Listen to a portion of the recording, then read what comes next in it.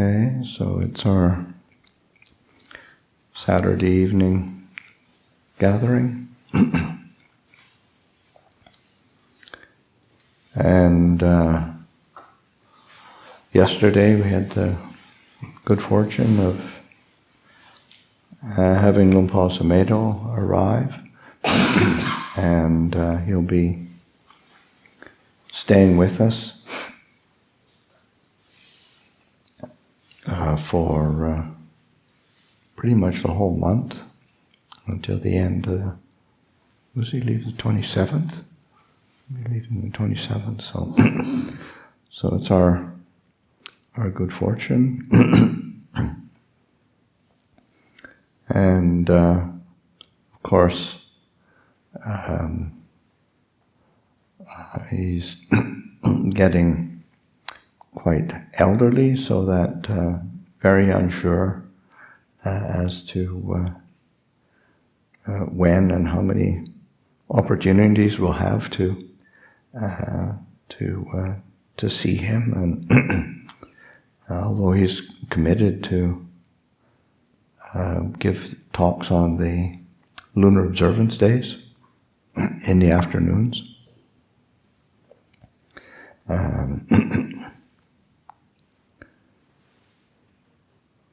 So what was it he said to you? He's here to teach you about getting old. He said, I'm here to teach you about what it's like to be old. So I'd say,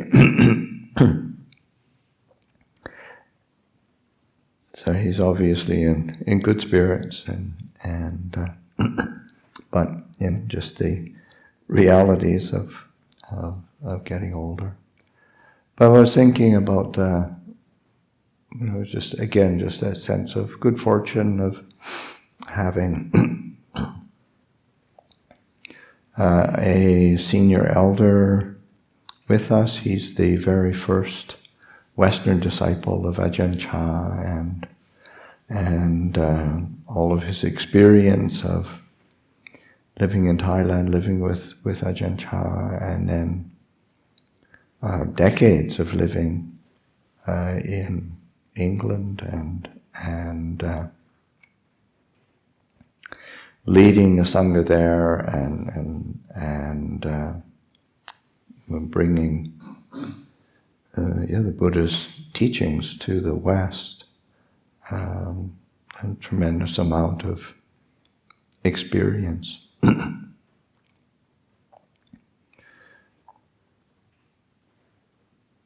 So that opportunity to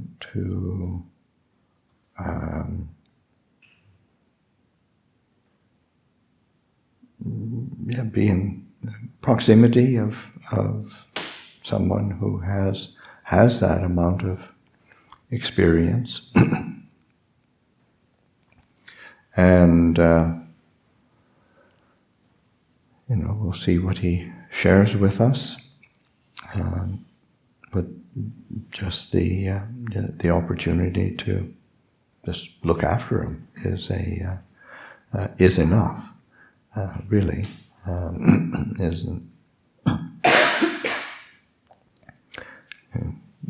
We don't have to think in terms of what can we squeeze out of Ajahn Pasanno while he's here. It's sort of it's more as what can we do to make him comfortable, look after him, express our gratitude and respect.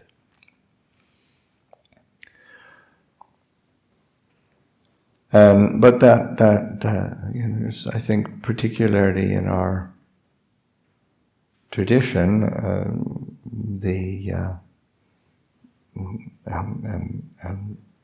going back to the time of the Buddha, it's something that the Buddha had in the Mahaparinibbana Sutta, when the Buddha is talking about the ways in which the community is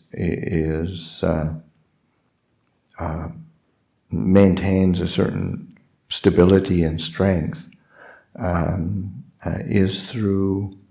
There's various conditions, but one of them is having regular meetings, gathering in harmony, dispersing in harmony, but also the taking heed of the elders, those who have a lot of experience, so that is an opportunity that we have, especially as our communities as Westerners are growing more well established. That is an opportunity, and it had.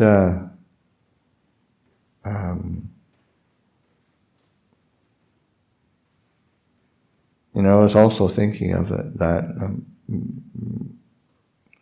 last weekend, Ajahn Yaniko and I were away in Houston for a funeral ceremony for the very senior Thai monk, and he was the kind of the head of the Thai Sangha Council for America, and he's just was a very good monk, but then many of the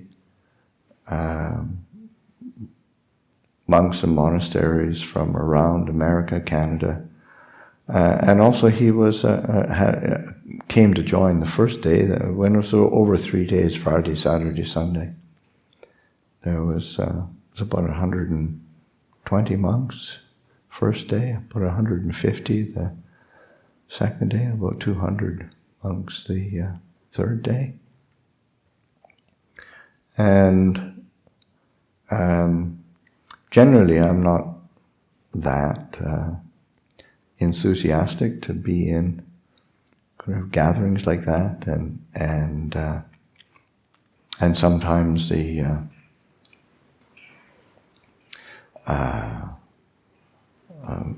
say the standards of conduct and practice are not all that wonderful, but it just had a really good feeling to it, and that there was a tremendous amount of sincerity and goodness. And I think that's, again, is this sense of, okay, people have been living their lives in a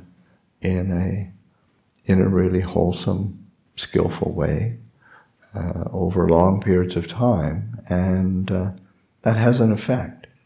And I think that applies to all of us, whether we're monastics or lay people, because sometimes we look to, some kind of achievement, some kind of attainment, some kind of verification, or some kind of acknowledgement that somehow we're getting somewhere, we're achieving something, but just the ongoing commitment to living a skillful life, to living a wholesome life, a life of goodness, life of generosity, life of kindness. This has a huge effect on the human heart, and to not to overlook that, not to think that that's nothing special. Because, in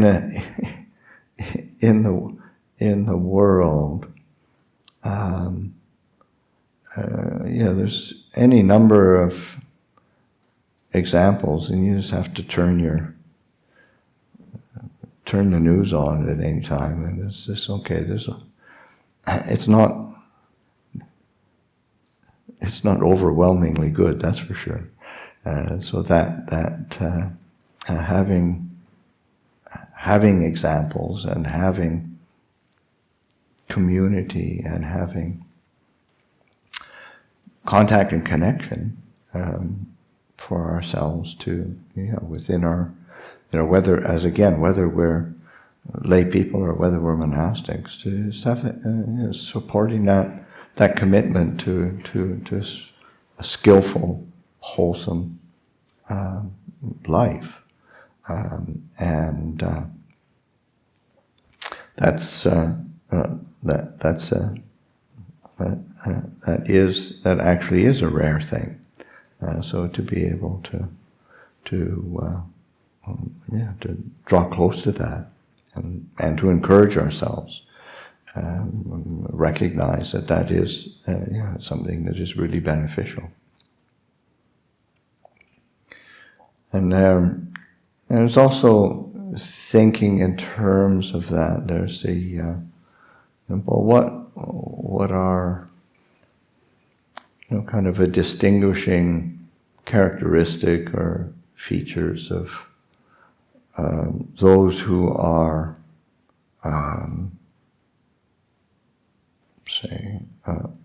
accomplished or who are good exemplars of a noble life. And when we think of that from a Buddhist perspective, the word, when we reflect on the goal of realization, of awakening, of liberation, of freedom, the word is sort of the Arya is literally means noble. So they say that, and there is a teaching where the Buddha points to the qualities of the noble ones, of the noble lineage. And again, you sort of think, wow, there's these people who are those who are part of this sort of lineage of the noble ones who have realized something, and you think, well, what kind of special dazzling qualities do they have? And what the Buddha points to is contentment, and that. And when you reflect on it more and more, you realize, it's not easy to be content. And the Buddha points to it as contentment with of course he structures it in for the most part in terms of referring to the monastic training, but it's easily transfers over to the lay life in terms of just our material things that we rely on. So when the Buddha contentment with the robes, contentment with food, contentment with lodging. Those are basic requisites for everyone in living a human life. Just contentment with clothing, food, lodging, where we live, and that sense of contentment with whatever the situation we're in. But then also contentment whether one receives, or one has those requisites, and content. So like okay, if one doesn't receive them, one is content. And even if one, if one receives them easily, they're readily accessible, one's still content. So it's not that one's constantly seeking to get more and more just because it's possible. But just ease of contentment with what one has, and recognizing boundaries of what's actually necessary, what's appropriate for a life of ease. And it doesn't mean that, say, being content means you don't have to do without within, but it's more, if you get it, fine. If not, fine. But also one of the things that how the Buddha talks about it is that it's also in this aspect of contentment. One doesn't use that contentment to exalt oneself or to disparage others, so that one isn't using one's, say, material circumstances to set oneself apart from others, or to try to establish some special identity because you whatever you have or what you don't have. It's just an ease of being. So I think the way that the Buddha gives that example is or description of the what's called the lineage of the noble ones. This is such a great example for the world, and something for all elements of society and culture. It's quite universal as a quality that one can be cultivating and aspiring to and working on. And the Buddha pointed to 4 particular qualities. The last one was to say a distinguishing feature of the noble ones is that they find happiness and delight in relinquishing the unskillful, and happiness and delight in cultivation of the skillful, of the good. So that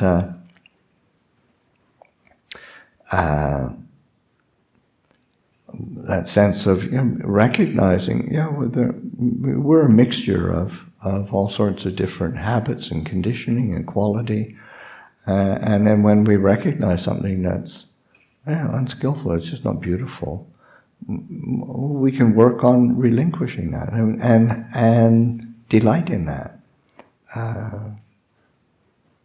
And in the same way that to recognize, this is something really good I can do. This is really something skillful. This is a really helpful way of being to cultivate, and to find pleasure and delight in doing that, and putting energy towards it. So it's a quality that the mind really brightens because we have this opportunity to let go of the unskillful and to develop the wholesome. And I'm sure we've all know for ourselves our own temperament, and there's times when you sort of letting go of some unskillful habit, or letting go of some grudge or something, or kind of the grumbling and complaining in the mind, the whinging that goes on in the mind, to have to make ourselves do something, and as I realize, that's unnecessary, and that simplicity of just of seeing clearly, And then similarly, the Buddhists say, it's those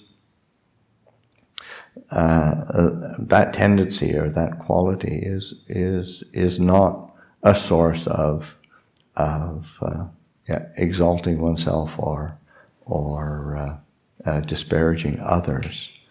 And there's a real true humility there that is a kind of a characteristic of the noble ones. It's not, and in reality, the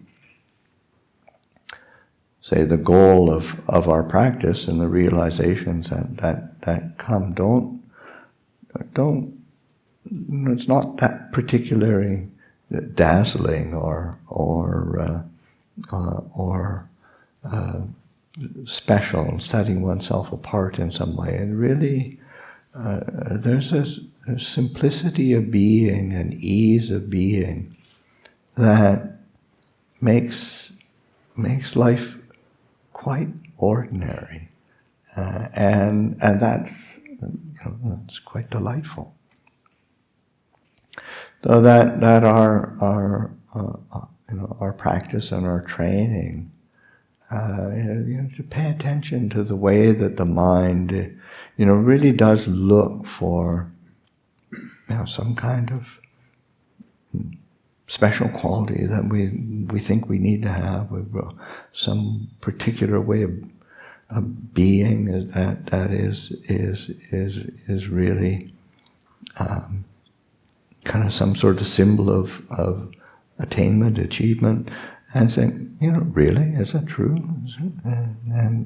And recognizing, there's a lot more peace in this quality of contentment, and contentment doesn't mean that there's just kind of a dumb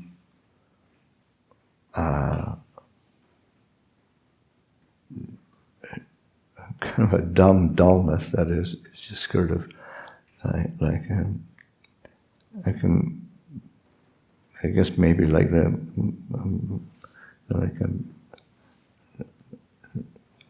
contentment of a cow, just sitting there dull, and that's not actual contentment. It's not knowing any better. But that quality of contentment is actually, because the teaching of the Buddhas is always, the Buddhas say, his is a teaching of effort, putting forth of effort. It's called, and when the words, he is a viryavada. It is a teaching, it's a doctrine of effort. So that knowing how to put forth effort without it being a source of discontent and agitation and competition. I think that's one of the things that plagues us in a modern society is this constant feeling of competition and comparing ourselves to others, and as soon as you start comparing, you come up short. It's just the natural kind of result. So there's this sense of, there's a putting forth of effort, an application of energetic, assiduousness to training, to cultivation, to development. But there is an ease and contentment that is a part and parcel of that. So there's a balance that is always needed, and reflective attention that is saying, well, what is it that allows the mind to be in that place of contentment and non-comparing and not being a source of kind of either self-aggrandizement or self-disparagement, and selfing within that is just this. There's this contentment that is a quality to be attended to. Another aspect that the Buddha, in that discourse, when the Buddha speaks of the role of contentment and characteristics of the noble ones, is that whether a noble one goes to the east or to the west or to the north or to the south, to whatever place they are, they conquer displeasure and are not conquered by displeasure. And so that, because there's plenty of things that are worthy of getting upset about or offended by, and get overwhelmed, get really wound up about. And is it really worth it? There's a particular